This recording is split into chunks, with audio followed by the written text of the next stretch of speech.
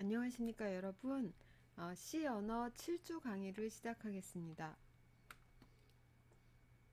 6주 마지막 무렵에 다양한 문자열 관련 함수 이 부분에 이렇게 생긴 모양, 이렇게 생긴 모양이 두 개가 메모리상에 어떻게 다르게 잡히는지 자세하게 알아보고 지나왔어요. 그래서 이번 시간에는 이것을 실제 프로그래밍에서 사용할 때 어떤 것을 주의해야 하는지, 어떻게 사용해야 할 수 있는지 보도록 하겠습니다. 먼저 PA는 4바이트짜리 3개만 잡혀 있는 것이죠. 이렇게 PA 잡혀 있는 것이고 포인터 3개가 있는 거예요. CA는 반면에 오른쪽으로 하나, 둘, 셋, 넷, 5칸이 있고 세로로는 하나, 둘, 세 칸이 이렇게 5 곱하기 3의 메모리가 잡혀 있는 것이 CA입니다. 그래서 실제로 여기에 내용이 적혀 있는 거죠. PA는 여기에 내용이 있는 게 아니라 내용은 코드 영역에 이렇게 콘스트 문자열, 상수 문자열로 되어 있고 그거에 대한 포인터만 갖고 있는 형태예요. 그럼 가서 봅시다. 그럼 PA라는 이런 식으로 디파인을 한다라는 것은 이 문자열들이 프로그램 수행 중에 바뀌지 않을 그냥 계속 이렇게 하나만 써놓고 계속적으로 사용할 그런 용도에 사용을 하겠죠. 그리고 이것은 실제 메모리를 잡아놓는 형태이기 때문에 프로그램 수행 중에 이 영역에다가 다른 것으로 오버라이트 할 용도로 사용하면 되겠죠. PA하고 CA하고 용도가 그렇게 다릅니다. 그럼 먼저 봅시다. %S로 프린트F 하는 거는 리드 읽는 것이기 때문에 PA를 사용하나 CA를 사용하나 똑같죠. 똑같고 다만 여기에서 이렇게 될 경우에 이거는 지금 PA의 몇 번째 원소에다가 무슨 캐릭터를 라이트 이건 지금 라이트 하는 부분이기 때문에 이때는 PA하고 CA하고의 저 형편이 다르죠. PA의 첫 번째 문자열의 세 번째 문자에다가 V를 넣는다. 이거는 불가능하죠. PA가 가리키고 있는 곳은 상수 문자열 영역이에요. 거기 상수 문자열의 몇 번째에다가 무슨 글자를 쓴다는 건 안 되겠죠. 반면 CA의 첫 번째 문자열 이거죠. 이 부분. 첫 번째 문자열의 세 번째 문자, 하나, 둘, 셋, 요 자리에다가 뭘 쓴다. 아무 문제 없죠. 그래서 요거는 괜찮고, 요거는 안 된다라는 거 아실 거예요. 밑에 있는 이 부분은 리드 동작을 하기 때문에 둘 다 상관없다. 그리고 여기선 문자열로 보고 문자열 여러 개인 걸로 보고 한 거고 요것은 문자 여러 개인 걸로 보고 하나하나씩 문자를 %C로 출력해 보고 있습니다. 그래서 이것도 역시 리드이기 때문에 PA를 쓰나 CA를 쓰나 이렇게 구문도 똑같고 별 차이가 없어 보여요. 그렇지만 여기 선언부를 보면 두 개가 확실하게 차이가 나는 표현법이다라고 아시면 되겠습니다. 이대로 타이핑해서 각자 한 번씩 실험해 보도록 하세요. 그리고 여기 슬래시 이 코멘트로 아웃된 부분 두 개 차례대로 열어서 어떤 오류가 나는지 이거는 신텍스 상에서 잡아주는지 안 잡아주는지 잡아준다면 어떤 오류 안 잡아준다면 수행했을 때 어떻게 되는지 확인해 보시기 바랍니다.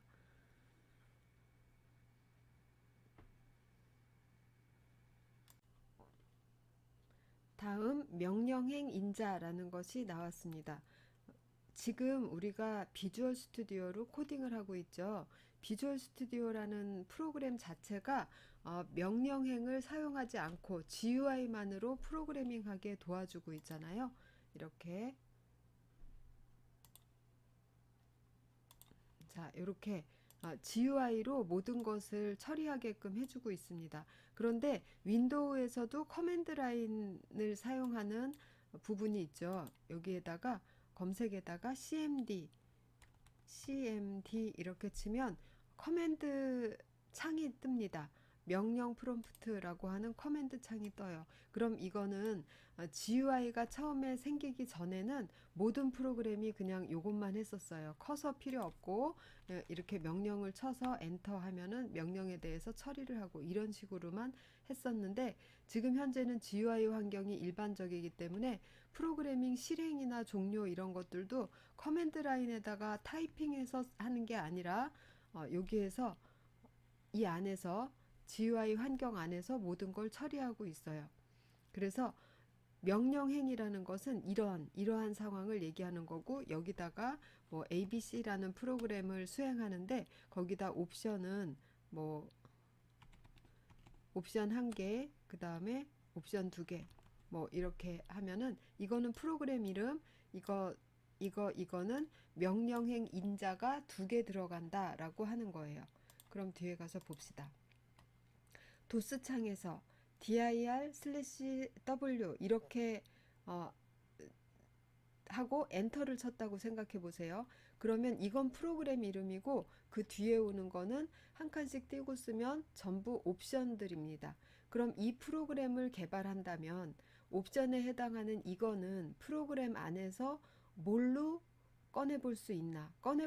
봐야지 이 옵션을 프로그래밍 안에서 적용을 할 수 있잖아요. 그 옵션은 우리 지금까지 메인 함수를 만들 때 항상 가로 열고 닫고로만 생각했었죠. 그런데 가로 열고 가로 닫고 안에 명령행 인자 개수와 명령행의 인자 내용들이 들어 있습니다.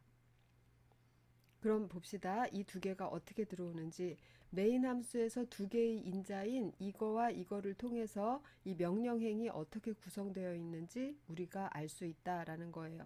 argc는 명령행에 입력한 문자열의 개수인데 옵션만 치는 게 아니라 이 프로그램을 표현하는 이 문자열 자체도 하나로 들어갑니다. 그래서 이렇게 썼을 때는 argument count인 거예요. argument count인 argc는 2가 나와요. 이런 경우에. 그리고 옵션 하나도 없이 프로그램 이름만 치고 엔터 했을 때는 1이 나옵니다. 0이라는 건 있을 수 없어요. argv는 여기 나와 있는 대로 캐릭터 포인터의 배열이죠. 그러니까 이거 자체는 argv 자체는 내용을 가지고 있지는 않고 포인터들을 가지고 있어요. 그리고 그 포인터들은 여기 있는 옵션들의 첫 번째 자리들을 가리키고 있습니다. 어떻게 돼 있는지 지금 방금 전에 우리가 배운 거하고 똑같이 생겼어요. 내용을 봅시다. 내가 명령행에다가 ABC라는 프로그램의 옵션을 -A, -T 이렇게 주고 엔터 쳤어요. 그러면 이렇게 생각하시면 됩니다. argc는 당연히 여기 뭉치가 1개, 2개, 3개니까 3이에요. 그리고 argv는 캐릭터 포인터가 3개 있는데 첫 번째 거는 요거의 주소, 이 캐릭터. 그 다음에 두 번째 거, 아이고 잘못했네요. 첫 번째 거는 요거 아니고 두 번째 거는 요거, 그리고 세 번째 거는 요거를 가지고 있고요.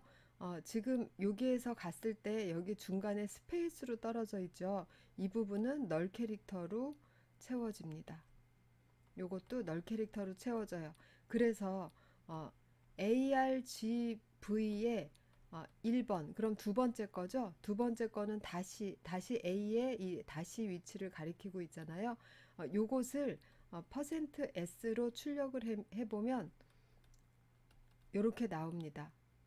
왜냐하면 -a 뒤에 내가 스페이스라고 입력했지만 그 부분이 백슬래시 0 널 캐릭터로 바뀌어 있거든요.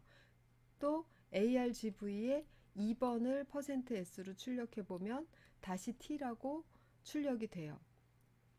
어떻게 되는지 그림이 그려지셨다면 제대로 이해를 하신 겁니다. 잘 이해하셨으리라고 생각하고, 그 다음에 요거는 비주얼 C에서 명령행 인자를 설정하는 방법인데 이렇게 해보셔도 되고, 저랑 같이 하는 거는 실제 커맨드 라인을 열어서 내가 짠 프로그램에 명령 인자를 주면서 프로그램 안에서 어떻게 인식되는지를 한번 보도록 하겠습니다. 다음 이 네, 프로그래밍을 연이어서 해볼게요.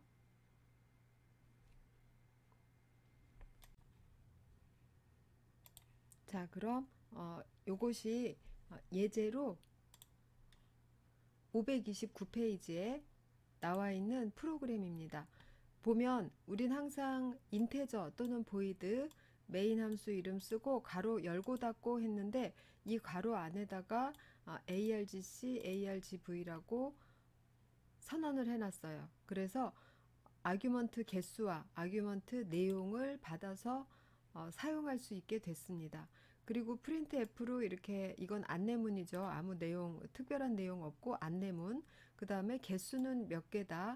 그 다음에 그 개수에 해당하는 것만큼 0번에서부터 프린트했으니까 내 프로그램의 경로까지 나와요. 0번 문자열, 그러니까 첫 번째 문자열은 프로그램 경로, 두 번째 문자열부터 명령행에 쓴 옵션이라고 했어요. 그러면 argv의 몇 번째 원소라는 거는 타입이 어떻게 되나요? argv의 타입을 봐야죠. 이것은 어떤 원소들이 모여있는 배열이에요? 캐릭터 포인터들이 모여있는 배열이에요. 그 배열에 i번째 원소를 꺼냈다라는 거는 타입이 캐릭터 포인터인 것이죠. 그래서 %s로 확인하고 있습니다. 요대로 타이핑 하시고 제가 하는 거랑 같이 제가 하는 것처럼 따라해서 한번 실행해 보시기 바랍니다. 명령행에서 이제 한번 실행해 볼 거예요. 일단 빌드를 한번 해야 됩니다. 빌드, 솔루션 빌드 하면 아까 제가 한번 한 적이 있기 때문에 빌드가 이미 되어 있어요. 그럼 이 소스 파일에 여기 소스 파일의 오른쪽 버튼 해서 상위 폴더 열기 합니다. 자, 상위 폴더 열기에서 하면 main.c의 상위 폴더는 이거다. 이 안에 main.c 있다. 이렇게 보여주고 있죠. 그런데 여기 보면 저는 솔루션 디렉토리를 따로 택했기 때문에 여기가 솔루션 디렉토리, 그 다음에 여기가 프로젝트 디렉토리예요. 그런데 실행 파일은 솔루션 디렉토리의 디버그에 있거든요. 그러니까 지금 여기에서의 디버그 들어가지 말고 솔루션 여기 클릭, 솔루션 디렉토리의 디버그 위치 가면 여기에 exe 확장자가 exe로 된 것이 실행 파일입니다. 그럼 요거를 실행시켜야 돼요. 얘를 실행시키기 위해서 커맨드 창에서 이 위치로 이동을 해야 돼요. 지금 여기에서는 위치가 C의 유저스의 유저가 현재 위치예요. 그런데 이 위치를 change 디렉토리 cd 해가지고 이 위치로 옮겨야 됩니다. 그럼 여기서 컨트롤 C 했어요. 컨트롤 C 해서 이쪽에 와서 오른쪽 버튼 누르시면은 컨트롤 C 했던 것들이 컨트롤 V 됩니다. 그래서 체인지 디렉토리 이 위치로, 그래서 이 위치로 옮겨가면 현재 위치가 이 위치가 됐죠. 여기서 dir 해보면 현재 디렉토리 위치에 있는 파일들을 보여줍니다. 여기 있는 거랑 똑같죠. 그러면 프로젝트 1.exe를 수행하고 싶다. 그러면 프로젝트 1.exe 이 상태에서 그냥 엔터 치면 실행 명령행, 자 여기 봅시다. 조금 줄여요. 예, 요거 그대로 나왔죠. 실행 명령행 인자 아규먼트 카운트는 1, 아규먼트 0번째는 프로젝트 1.exe 이렇게 나왔어요. 그럼 여기에다가 제가 옵션을 줘 볼게요. all 옵션스 이렇게 해서 이 프로그램에 옵션을 1개, 2개 이렇게 줬습니다. 그럼 어떻게 해석을 할까요? 아규먼트는 3개, 문자열이 3개라는 얘기예요. 1개, 2개, 3개죠. 첫 번째 건 이거, 두 번째 건 이거, 세 번째 건 이거. 어떻게 되는지 아시겠죠? 예, 제가 쓴 요대로를 요 중간중간에다가는 그리고 마지막에다가는 널 캐릭터를 넣고 그 다음에 각 첫 번째 지점을 포인터 값으로 argv의 0번째, 1번째, 2번째에다 넣어주는 겁니다. 그래서 나는 여기에 있는 걸 문자열이다 생각하고 하나씩 꺼내서 쓰면 되는 것이죠.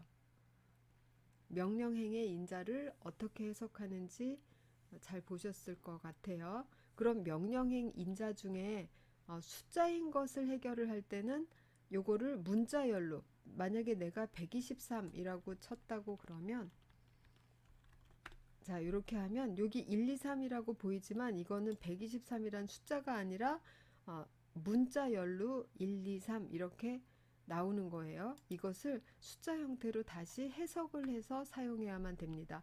명령행에 쓰는 것은 타입은 모두 다 숫자 아니고 모두 다 그냥 문자열로만 받을 수 있어요. 그래서 이것도 문자열, 이것도 문자열, 이것도 문자열입니다. 그렇게 알고 계시면 되겠어요.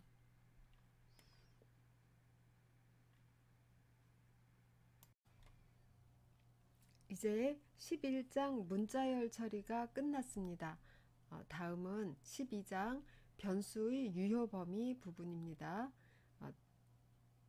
상당 부분 아는 얘기도 있고 아는 것을 정리한다는 의미도 있고 또 부분적으로 처음 듣는 내용일 수도 있어요. 내용도 섞여 있을 수 있습니다. 보도록 합시다. 전역 변수와 지역 변수가 있다. 그 다음에 그것들이 어떻게 다르다라는 거 알고 계실 거예요. 먼저 유효 범위, 변수 유효 범위라는 것은 내가 선언한 변수가 어느 지역에서까지, 어느 지역에서 사용 가능하냐라는 것이 변수의 유효 범위예요. 예를 들면 지역 변수라는 것은 이 중괄호 안에 있는 것이, 중괄호 안에서 선언된 것이 지역 변수죠. 그리고 이 지역 변수를 그럼 num이라는 게 선언됐으면 이 아래서 num을 읽기도 하고 쓰기도 하고 사용할 수 있어요. 그렇다라는 거는 여기는 num의 유효 범위 안쪽인 겁니다. 그런데 num이라는 게 이 중괄호 열고 이후에 선언이 되었기 때문에 이 중괄호 닫고가 나오면 그 이후부터는 이 변수의 유효 범위를 벗어난 것이에요. 그럼 여기에서는 넘은 뭐라고 이런 식으로 쓸 수가 없다는 거죠. 이 변수가 여기에서는 쳐다볼 수 없는 변수라는 것이죠. 이것이 바로 변수의 유효 범위, 스코프라고 하는 것입니다. 그럼 지역 변수라는 것은 방금 얘기했지만 다시 정리해 봅시다. 함수 또는 블록 내부, 이게 지금 함수, 내가 어떤 함수를 만든다. add라는 함수를 만들어서 함수의 몸체 안, 이럴 때는 당연히 함수의 몸체라고 하면 중괄호를 열죠. 그런데 함수 안에서도 또 if문도 아니고 for문도 아닌데 그냥 중괄호 열고 닫고 이렇게 범위를 지정해서 쓸 수도 있어요. 이거는 주로 이 안에서 한정적으로 많이 쓰이는 그 지역 변수 이런 것들을 이 안에서 만들어서 쓰고 뭐 인테저 카운트 이런 거 너무 흔하니까 그 다음에 이 안에서 카운트 같은 거 쭉 쓰고 요거 닫히면 그 다음부터는 카운트에 신경 쓰지 말아라 이런 식으로 지역을 나누기 위해서 그런 목적으로 이렇게 쓰는 경우가 있습니다. 그래서 여기 함수 또는 블록 내부라는 것은 이 뜻이에요. 꼭 함수가 생성돼야 블록이 생성되는 게 아니고 함수는 반드시 블록을 생성하지만 함수 안에 내부 블록이 그냥 있을 수도 있다라는 겁니다. 거기에서 선언돼서 해당 블록 내부에서만, 즉 중괄호 닫으면 끝난다. 변수의 참조가 가능한 것이 지역 변수입니다. 그럼 지역 변수 제가 이렇게 선언했잖아요. int num. 그런데 지역 변수라는 것은 전부 다 오토 변수예요. 오토라는 거는 중괄호 닫히면 자동으로 없어진다. 그래서 오토인데 요 앞에다가 타입보다도 맨 앞에다가 한정자를 이렇게 쓰게 돼 있는데 이것은 생략 가능하고 대부분 생략해서 쓰죠. 지역 변수 앞에 오토라고 써 있는 거 한 번도 보신 적 없죠? 그래서 지역 변수는 오토라는 성격을 가진 변수이고 이 오토라는 말은 생략한다. 그리고 함수 안에 들어오는 여기 매개 변수가 있다고 생각해 봅시다. 인테저 a, 인테저 b 이렇게 있다라고 하면 이 매개 변수로 들어온 a, b 요것은 함수의 매개 변수도 함수 전체에서 사용 가능한 지역 변수라고 생각한다. 이 블록이 열리자마자 선언돼서 여기에 지금 이것은 형식 매개 변수죠. 실 매개 변수는 이 함수를 호출하는 곳에서 이 a하고 b 자리에다가 주는 값이 실 매개 변수죠. 그러면 블록이 열리자마자 선언이 돼서 인테저 a 이퀄 실매개 변수값 이렇게 선언된 지역 변수하고 똑같이 대우를 받아요. 인자라는 것은 이 주의하실 거는 그냥 고지고대로만 봐서 이 중괄호 열고보다 바깥쪽에 있잖아요. 이것들이. 그렇다고 해서 이 블럭 바깥에 있는 변수가 아니라는 거예요. 중괄호보다 바깥에 있지만 함수 인자는 이 중괄호 열고 그 안에서 선언한 지역 변수랑 같이 대우받는다. 스택에 생성되었다가 지역 변수는 되었다가 블록 종료 시에 자동 제거되고 스택에 생성된다라는 것은 초기값이 초기화하지 않으면 쓰레기 값이라는 얘기입니다. 이거는 스택의 특성이에요. 지역 변수의 특성이 아니라 스택의 특성입니다. 초기값이 쓰레기 값인 것은. 다음은 전역 변수, 전역 유효 범위를 가집니다. 프로젝트를 구성하는 모든 파일에서 변수의 참조가 가능합니다. 전역 변수는 어떤 중괄호에도 둘러싸이지 않은 이 외부에 선언된 것이 전역 변수죠. 인테저 n. 근데 주의할 것은 전역 변수의 이름을 n, count, num 이런 걸로 지으면 안 되겠죠. 왜냐하면 여기 지역 변수로도 만약에 저런 건 흔한 이름이니까 쓸 수 있잖아요. 그러면 지역 변수가 이렇게 전역 변수하고 똑같은 이름으로 선언이 되면 이 지역이 끝날 때까지는 전역에 있는 n은 부를 방법이 없어요.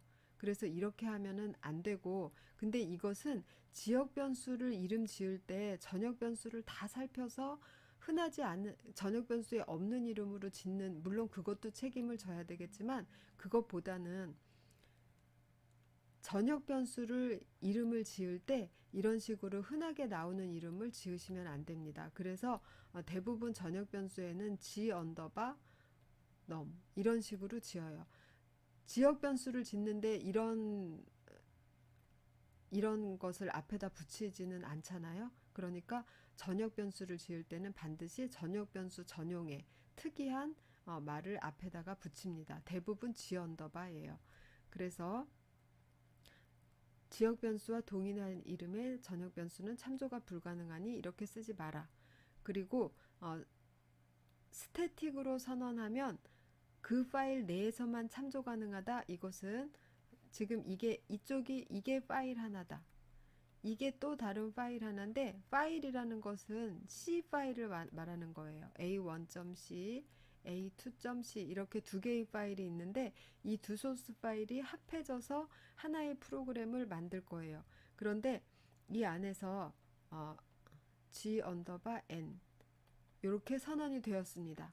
그러면 A2에서는 자기는 이걸 갖고 있지 않잖아요. G 언더바 N이라는 변수를. 그렇지만 자기랑 같이 링크될 다른 소스 파일에 있으니까 이때는 이렇게 선언해 줍니다.